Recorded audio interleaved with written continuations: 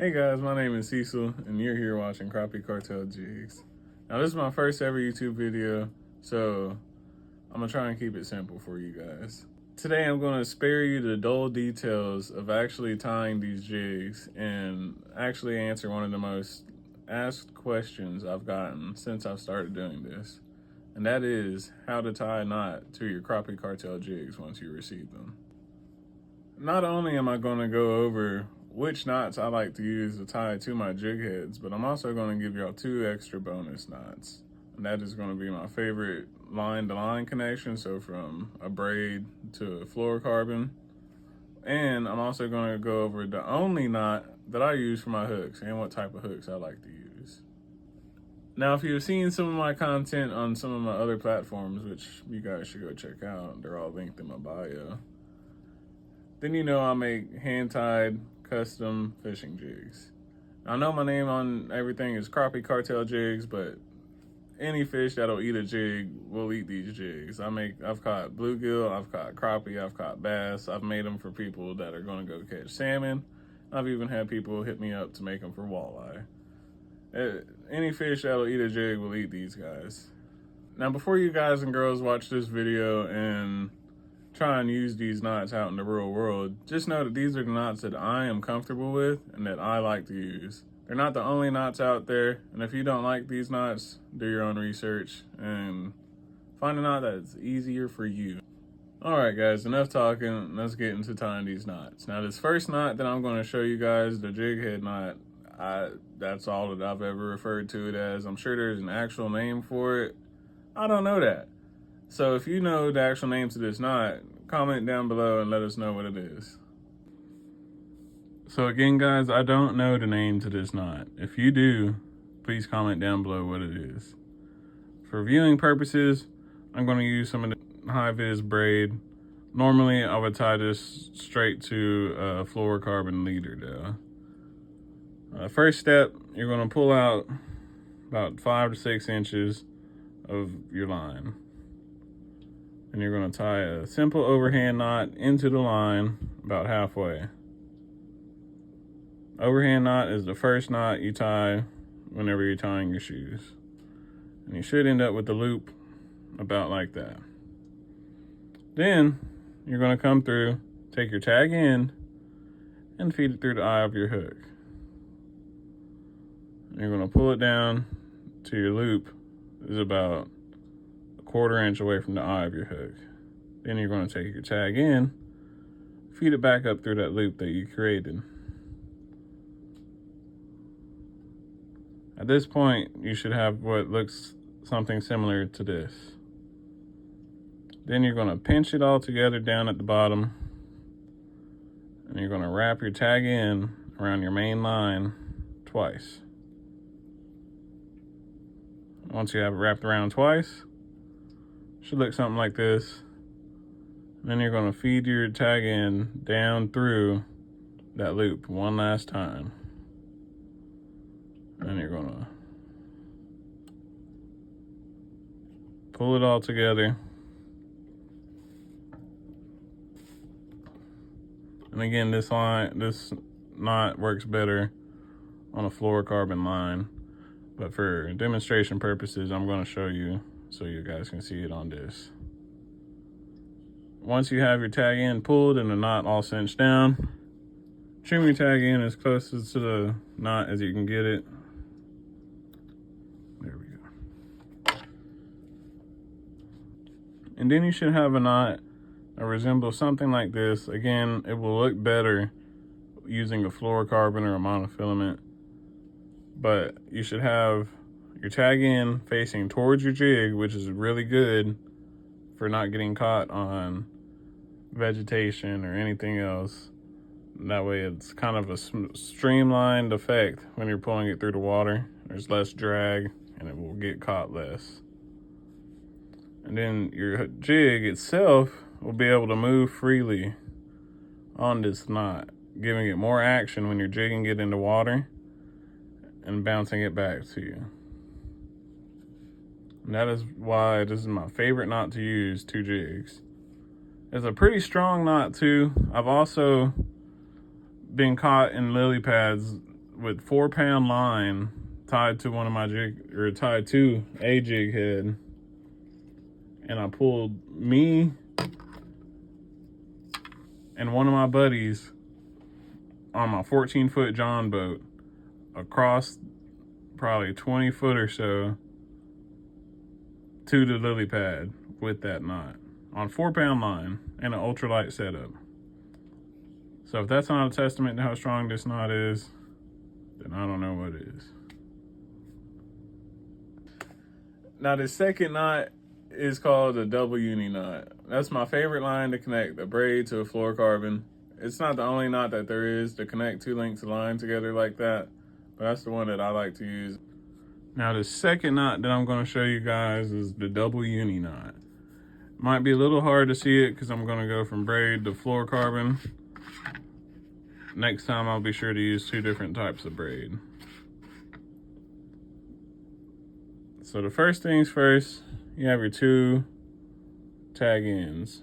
One being your main line and one that's going to go to your fishing end. So you're going to take your 2 ends that you're trying to connect and face them towards each other and pull about 4 inches or so. Then you're gonna pick one end to start on.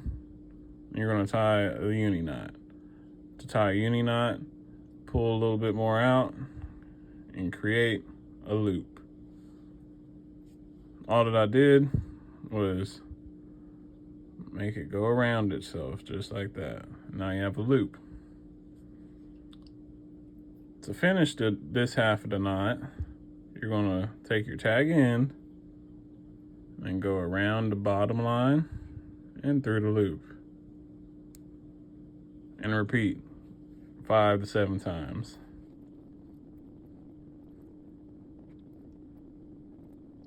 Once you have your tag end wrapped around 5 times, pull it snug. This is at this point you would lubricate your line because you can get a friction knot on the fluorocarbon being snugged up against this braid. And you pull it tight. Sometimes you kind of got to scoot it down with your nails.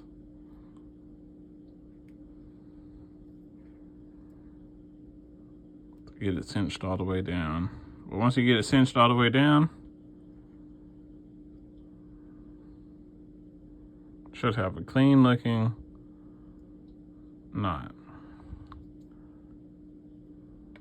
Now, to finish this double uni knot, just gotta do the same thing on the other end using the other line. Create your loop again,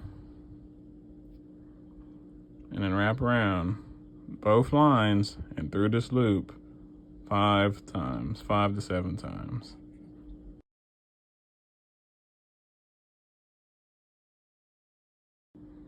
Once you have it wrapped around, do the same thing again. Pull and cinch it down tight. Scoot it with your nails if you have to.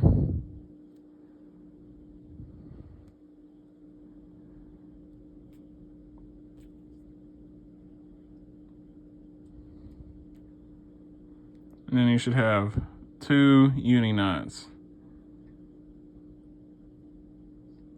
One of each line. Then you pull the knots together and they should bump up against each other. And that knot is really strong. You can pull on it quite a bit before it breaks. Then all you gotta do is come back and trim your tag ends. Again, try and trim them as close to the knot itself as you can without trimming the knot.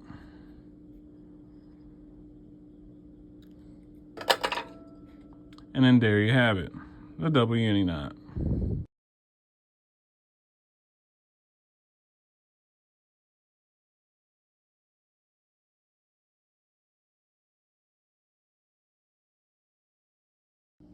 Now this last knot I'm going to show you guys is called a snail knot. Not the little curlicue guy that goes around eating vegetables, but it's one of my favorite knots to use to a hook, and it's, with my experience, the strongest knot that I've ever used to tie to a hook. Now, you do need a specific type of hook to tie this knot, but other than that, it's really simple. It's pretty much just a uni knot, except for to the hook. Now, all you've got to do to tie this knot is basically just tie the uni knot again. That's why I like this knot. It's simple, and you don't have to put much effort into it, but it's super strong and super durable and will last you all day fishing. Now again, I'm gonna be using my high vis braid. This is 10-pound Fireline braid by Berkley, by the way, in flame green. I love this stuff. So that you guys can see it. First thing you gotta do, I'm gonna pull out a couple inches. Once you get the hang of it, you'll start being able to pull out less and less. And that way you're not wasting a bunch of line every time you trim it. Then again, once you get the line through the eye of your hook, you're just gonna do the uni knot. Except for this time, instead of going around both lines, there's your loop. You're gonna go around the hook and through the loop. And you're gonna go around the hook shank 5 to 7 times. I've seen people do it way more than that when I was fishing for salmon and catfish. But for these little hooks like this guy, I was using it for bluegill, and 5 times is plenty enough.